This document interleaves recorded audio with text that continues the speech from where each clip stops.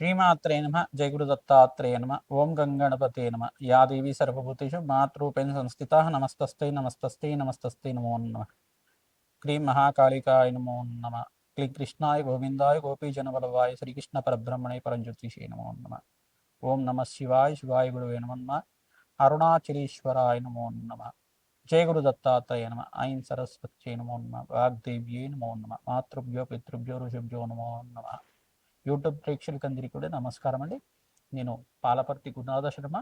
నేనంతా కూడా జ్యోతిషం వాస్తు సిద్ధాంతిని. మీకంతా కూడా అక్టోబర్ నెల మాస ఫలితాల్లో భాగంగా గోచారీత్యా గ్రహాల యొక్క స్థితిగతి కలయిక వాటి ఫలితాలంతా కూడా ప్రభావం ఈషాది ద్వాదశ రాశుల వాళ్ళకి ఎటువంటి ఫలితాలు వస్తున్నాయో తెలుసుకోవడం జరుగుతుంది. వాళ్ళ యొక్క వీక్షణ ప్రభావం అంతా కూడా నవగ్రహాల యొక్క ఆధీనంలో మానవ యొక్క జీవన విధానం ఉంటుంది. కాబట్టి నవగ్రహాల యొక్క స్థితిగతి కలయిక ప్రభావం అంతా కూడా బలాన్ని బట్టి ప్రధానమైన గ్రహాలు శనీశ్వరుడు, బృహస్పతి, రాహు, ఈ యొక్క కేతు ఒక గ్రహాల యొక్క ప్రభావం అంతా కూడా ఈ రకంగా ఉంటుంది. మరియు ప్రధానంగా అక్టోబర్ నెలలో విశేషంగా ఏంటిదంటే ఈ యొక్క గురువు యొక్క అతిచారంలో భాగంగా కర్కాటక రాశి ప్రవేశం చేయడం, బలమైన స్థానంలో ప్రధానంగా ఉచ్చ స్థానంలో కర్కాటక రాశిలో ప్రవేశం చేసిన బృహస్పతి యొక్క ఫలితాలంతా కూడా విశేషంగా పరిష్కారాలంతా కూడా తెలుసుకోవడం జరుగుతుంది. బృహస్పతి ఇచ్చే శుభ ఫలితాలు, అత్యంత రాజయోగాలు, విపరీత రాజయోగాలు, అఖండమైన పుణ్యయోగం అంతా కూడా ఇచ్చే బృహస్పతి గ్రహం యొక్క ఫలితాలంతా కూడా తెలుసుకోవడం జరుగుతుంది. వీక్షకులంతా కూడా ఈ యొక్క వీడియోనంతా కూడా చూడండి. ఆఖరిలో మీకంతా కూడా నవగ్రహాల యొక్క స్థితిగతి కలయిక వీక్షణ బట్టి మీ రాశి వాళ్ళకి, మేషాది ద్వాదశ రాశుల వాళ్ళకి, మరియు ప్రధానంగా చూసుకుంటే హోమ కార్యక్రమాలు, శాంతి కార్యక్రమాలు ఏ రకంగా ఆచరించాలి, వృక్షశాస్త్ర ప్రకారంగా ఏ మొక్కల్ని నాటడం వల్ల, ఏ వృక్షాన్ని పూజ చేసుకోవడం వల్ల మీకంతా కూడా శీఘ్రంగా మంచి ఫలితాలు, ఆకస్మిక ధన లాభం, ధనయోగం సిద్ధించడానికి ఆస్కారం ఉంటుంది.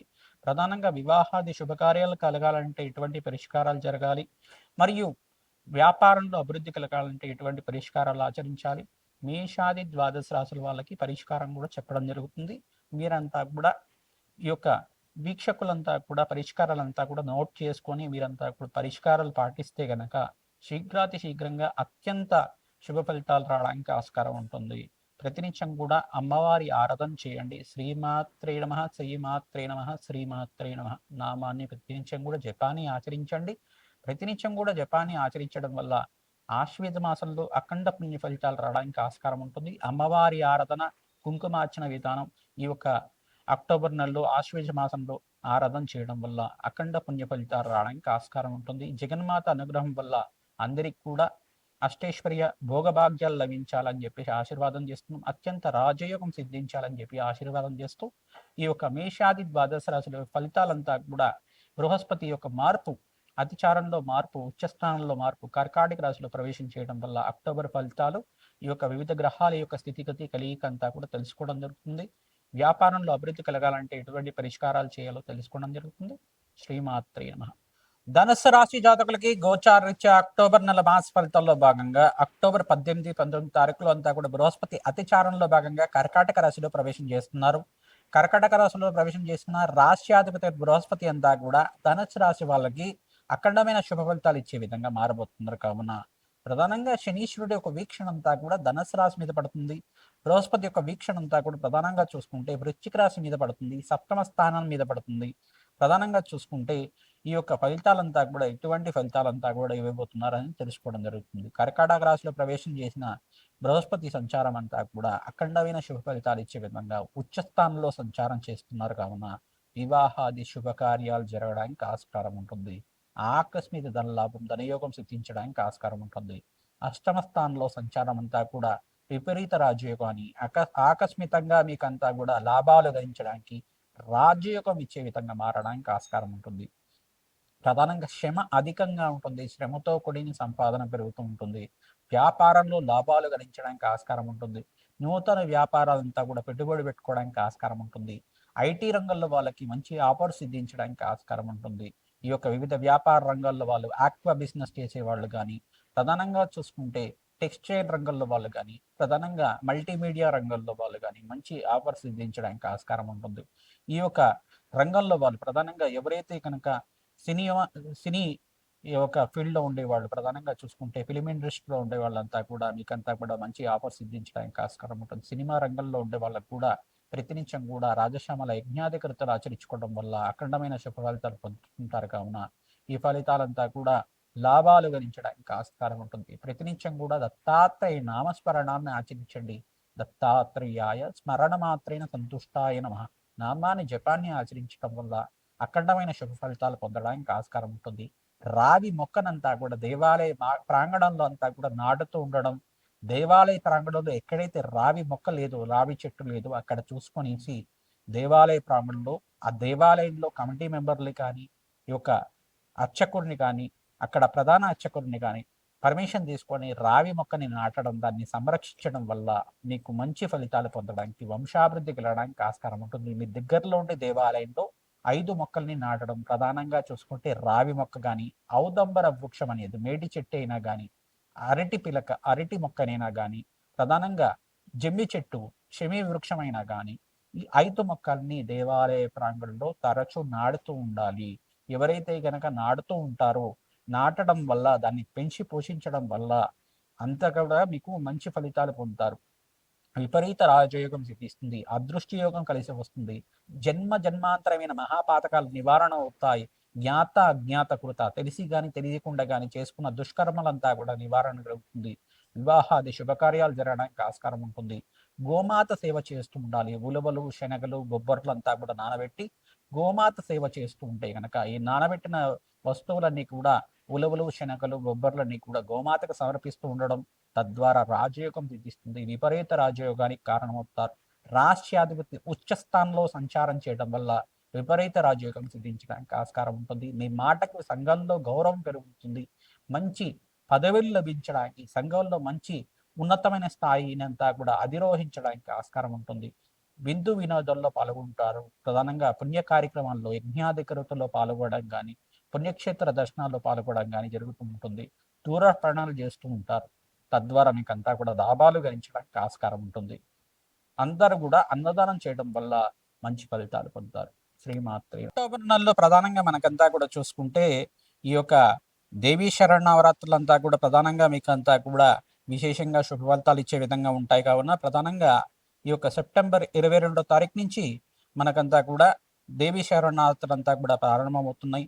ఈ యొక్క ఆశ్వేజ మాస శుద్ధ పాడ్యం నుంచి అవతార విశేషాలంతా కూడా ఏమున్నాయో తెలుసుకుందాం. ప్రధానంగా దేవీ శరణవరాత్రుల భాగంగా పాడ్యం నుంచి 22వ తారీఖు సెప్టెంబర్ నెల సోమవారం నుంచి ఆశ్వేద మాస శుద్ధ పాడ్యం నుంచి ప్రధానంగా చూసుకుంటే శ్రీ బాలా త్రిపురసుందరి అవతారం అంతా కూడా సోమవారం రోజున విశేషంగా అలంకరణలతోటి, సామూహిక కుంకుమార్చనతోటి, ఈ యొక్క సహస్రనామాలతోటి విశేషంగా చేయడం జరుగుతుంది.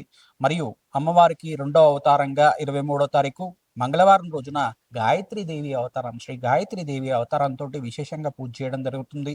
మరియు 24వ తారీఖున ప్రధానంగా బుధవారం రోజున అన్నపూర్ణాదేవి అవతారం, ప్రధానంగా ఈ యొక్క శాకంబర దేవి అవతారంగా చెప్పడం జరుగుతుంది. ఈ యొక్క కూరగాయలతోటి విశేషంగా అలంకరణ చేయడం, మంచి ఫలితాలు పొందుతూ ఉంటారు. ప్రధానంగా గురువారం రోజున 25వ తారీఖు రోజున ఈ యొక్క అవతారంలో అంతా కూడా చూసుకుంటే కాత్యాయని దేవి అవతారం అనేది చెప్పడం జరుగుతుంది. శుద్ధ చౌతి ఆ రోజున ప్రధానంగా చూసుకుంటే 4వ అవతారంగా కాత్యాయని దేవి అవతారం. ఈ దసరా నవరాత్రుల్లో ప్రధానంగా దేవి నవరాత్రుల్లో అంతా కూడా చూసుకుంటే 11 అవతారాలు వస్తాయి. ఈసారి మనకంతా కూడా చూసుకుంటే కనుక ఒక అవతారం పెరిగింది, అదే కాత్యాయని అవతారం అని చెప్పేసి అంటారు. ప్రధానంగా 26వ తారీఖు ఈ యొక్క శుక్రవారం రోజున ఆశ్వేద శుద్ధ పంచమి ఆ రోజున అంతా కూడా చూసుకుంటే చవితి పంచమి అంతా కూడా చూసుకుంటే ఈ యొక్క మహాలక్ష్మి అవతారం అంతా కూడా చేసుకోవడం జరుగుతుంది. శుక్రవారం రోజున మహాలక్ష్మీదేవి అవతారం, మరియు ఇక్కడ శనివారం రోజున పంచమి తిథి అంతా కూడా లలితా త్రిపురసుందరి అవతారం అంతా కూడా 27వ తారీఖునంతా కూడా చేసుకోవడం జరుగుతుంది. ఆదివారం రోజున మనకంతా కూడా చూసుకుంటే 28వ తారీఖు రోజున శుద్ధ షష్ఠి మహాచండీ అవతారం, 28వ తారీఖు మహాచండీ అవతారం షష్ఠి తిథి రోజున అంతా కూడా చేసుకోవడం జరుగుతుంది. ఇప్పుడు మళ్ళీ ప్రధానంగా చూసుకోవాల్సింది ఏంటిదంటే మూలా నక్షత్రయుక్తంగా సరస్వతీదేవి అవతారం అంతా కూడా 29వ తారీఖు రోజున చేసుకోవడం జరుగుతుంది. మూలా నక్షత్రం ఉన్న సమయంలో సరస్వతీదేవి అవతారం వచ్చే విధంగా అందరూ కూడా చేసుకుంటూ ఉంటారు. సరస్వతీదేవి అవతారంలో ప్రధానంగా చూసుకుంటే ఈ యొక్క పుస్తక పూజ అనేది చేసుకోవడం జరుగుతుంది. ప్రధానంగా సరస్వతీదేవి పూజ, బాలులతోటి ప్రధానంగా ఈ యొక్క విశేషమైన స్తోత్ర పఠనం అంతా కూడా చేయించడం, ఈ యొక్క పుస్తక వితరణ అంతా కూడా చేయడం అనేది చేస్తూ ఉంటారు. ప్రధానంగా సామూహికంగా పిల్లలతోటి విశేషంగా గురు కటాక్షం లభించాలి, ఈ యొక్క సరస్వతి కటాక్షం లభించాలి, విద్యలో మంచి ఉన్నతమైన ఉత్తీర్ణత లభించాలని చెప్పేసి ఈ పూజ చేయించడం జరుగుతూ ఉంటుంది. పిల్లలకంతా కూడా పుస్తక వితరణ చేయడం వల్ల అఖండమైన విజయాలు లభించడానికి, సరస్వతి కటాక్షం లభించడానికి ఆస్కారం ఉంటుంది. ప్రధానంగా ఈ యొక్క సప్తమి తిథి రోజున మూలా నక్షత్రం సంభవించింది. సరస్వతిదేవి అవతారం రోజున అమ్మవారికి విశేషంగా అంతా కూడా అలంకరణ చేయడం, అమ్మవారికి కుంకుమార్చన అంతా కూడా ఆచరించడం అనేది చేస్తూ ఉంటారు.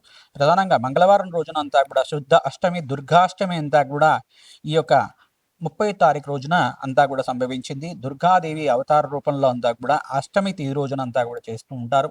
ఈ రోజున మీరంతా కూడా పసుపు కొమ్ముల మాలనంతా కూడా అమ్మవారికి అంతా కూడా సమర్పించడం, గాజులు సమర్పించడం, విశేషంగా గాజులతో విశేషంగా అలంకరణ చేయడం వల్ల, వివిధ రకాలైన వస్త్రాలతోటి అంతా కూడా అమ్మవారికి అలంకరణ చేయడం వల్ల విశేషమైన శుభ ఫలితాలు పొందుతారు. సువాసిని దేవి పూజ అంతా కూడా ఆచరించడం, ప్రధానంగా దుర్గాష్టమి రోజున అంతా కూడా అన్నదానం చేయడం వల్ల అఖండమైన శుభ ఫలితాలు పొందడానికి ఆస్కారం ఉంటుంది. ప్రతినిత్యం కూడా ఇక్కడ 1వ తారీఖు రోజున, అక్టోబర్ 1వ తారీఖు రోజున, బుధవారం రోజున ప్రధానంగా చూసుకుంటే మహర్నవమి అనేది సంభవించింది. ప్రధానంగా మహిషాసుర మర్దిని అవతారం అనేది సంభవిస్తుంది.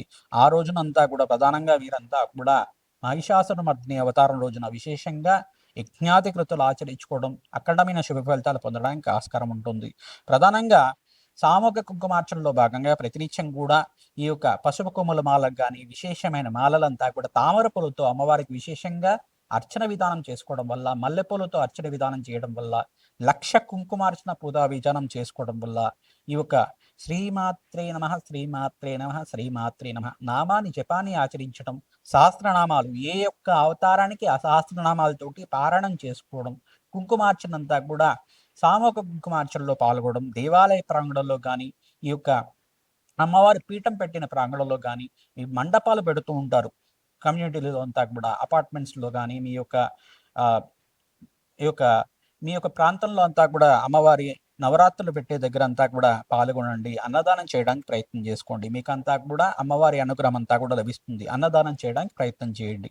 ప్రతినిత్యం కూడా ఇక్కడ 2వ తారీఖు దశమి అవతారం అనేది ప్రధానంగా చూసుకుంటే దశమి తిథి రోజున విజయదశమి అంతా కూడా సంభవించింది. అక్టోబర్ 2వ తారీఖు గురువారం రోజునంతా కూడా సంభవించింది. గురువారం రోజున రాజరాజేశ్వరి దేవి అవతారం అంతా కూడా విశేషంగా అలంకరణ చేయడం, అమ్మవారికి అంతా కూడా దశమి తిథి రోజున సాయంకాల వేళల్లో అంతా కూడా అమ్మవారికి ప్రీతికరంగా కుంకుమార్చనలు అంతా కూడా ఆచరించడం, శ్రవణ నక్షత్ర యుక్తంగా సమయంలో అంతా కూడా శమీ వృక్షానికి అంతా కూడా పూజ చేయడం అనేది చేస్తూ ఉంటారు. శమీ వృక్షం అంతా కూడా పూజ చేయడం అనేది ఎందుకు చేస్తూ ఉంటారంటే కనుక, శమీ వృక్షం అంతా కూడా విజయాన్ని చెప్తూ ఉంటారు. ప్రధానంగా శమీ వృక్షానికి అంతా కూడా విజయ లగ్నం అనేది ఉంటుందన్నమాట. సాయంకాల వేళలో సంభవిస్తూ ఉంటుంది. ఆ సమయంలో అంతా కూడా విజయాలు సిద్ధిస్తూ ఉంటాయి. ఏ కార్యాన్ని మొదలుపెట్టినా కానీ అఖండమైన విజయాలు సిద్ధించడానికి ఆస్కారం ఉంటుంది. విజయదశమి లగ్నంలో అంతా కూడా ఈ యొక్క శమీ వృక్షాన్ని పూజ చేయడం, ప్రదక్షిణాలు ఆచరించుకోవడం వల్ల ఆ వృక్షరాజాన్నంతా కూడా దేవతా వృక్షంగా భావించి దానికి నమస్కారం చేసుకోవడం వల్ల మీ కోరికలంతా కూడా సిద్ధించడానికి, జగన్మాత అనుగ్రహం అంతా లభించడానికి ఆస్కారం ఉంటుంది. శరన్నవరాత్రుల పూజలో భాగంగా దశమి తిథి రోజునంతా కూడా అమ్మవారికి అంతా కూడా శోభయాత్ర అనేది ఉంటుంది. ఆ శోభయాత్రలంతా కూడా సాంస్కృతికమైన నృత్యాలతోటి, గీతాలతోటి అంతా కూడా ఈ యొక్క అమ్మవారి ఉత్సవాలంతా కూడా చేసుకోవడం, అత్యంత శుభ ఫలితాలు పొందే విధంగా గీతాలు ప్రచనం చేసుకోవడం, అమ్మవారికి అంతా కూడా మంగళహారతులంతా కూడా నివేదన చేసుకోవడం వల్ల అఖండమైన శుభ ఫలితాలు పొందుతూ ఉంటారు. ప్రధానంగా మీరంతా కూడా మహానివేదన అంతా కూడా చేసుకోవడం వల్ల అఖండమైన శుభ ఫలితాలు పొందడానికి ఆస్కారం ఉంటుంది. దేవీ నవరాత్రుల్లో మీరంతా కూడా మహిళలు విశేషంగా పాల్గొనడం, అమ్మవారికి వస్త్రాలు సమర్పించడం, అలంకరణ నిమిత్తం అంతా కూడా మీరంతా కూడా అమ్మవారికి విశేషమైన అలంకరణ అంతా కూడా చేయించడం అనేది చేసుకోవడం వల్ల అఖండమైన శుభ ఫలితాలు వస్తూ ఉంటాయి. మీ దేవాలయ ప్రాంగణంలో కానీ, మండపాలు జరిగే ప్రాంగణంలో కానీ ఈ యొక్క సహస్రనామార్చన, కుంకుమార్చన విధానం కానీ, పారాయణంలో కానీ విశేషంగా పాల్గొనండి. జగన్మాత అనుగ్రహం వల్ల శీఘ్రంగా మీ మనోవాంఛలంతా కూడా తీరడానికి ఆస్కారం ఉంటుంది. అమ్మవారికి ప్రీతికరంగా భక్తులకంతా కూడా అన్నదానం చేయడం వల్ల విశేషమైన శుభ ఫలితాలు పొందడానికి ఆస్కారం ఉంటుంది. వస్త్రదానం చేయడం వల్ల అఖండమైన సంఘంలో కీర్తి ప్రతిష్టలు పెరగడానికి, మంచి పేరు లభించడానికి ఆస్కారం ఉంటుంది. అదృష్టమైన జీవితం జీవించడానికి, ఆకస్మిక ధనలాభం, ధనయోగం సిద్ధించడానికి ఆస్కారం ఉంటుంది. ప్రతినిత్యం కూడా మహాలక్ష్మి కవచాన్ని పారాయణం చేసుకోవడం.